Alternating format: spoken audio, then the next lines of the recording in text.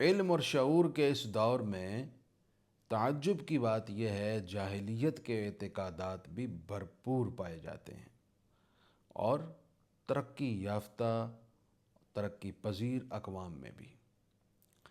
ایک اس میں سے مثال یہ ہے، نئی نویلی دلہن بیاہ کرائی، اگر بالفرض کوئی حادثہ پیش آ گیا، کاروبار میں نقصان ہو گیا، کوئی بیماری آ گئی، تو براہ راست الزام دھر دیا جاتا ہے اس بیچاری دلہن پر کہ جب سے یہ آئی ہے نحوست آ چکی ہے، اب ہمیں چین نہیں، اب مسلسل مشکلات آتی رہیں گی۔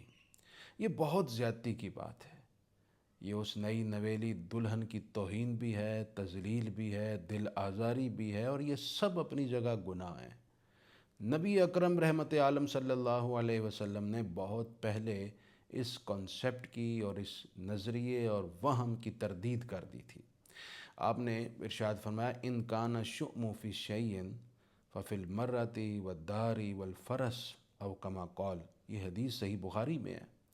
اللہ کے رسول علیہ السلام نے فرمایا کہ اگر نحوست نام کی کوئی چیز ہوتی تو وہ گھر میں، سواری میں یا عورت میں ہوتی، لیکن چونکہ نحوست نام کی کوئی شے نہیں، اس لیے ان میں بھی نحوست نہیں۔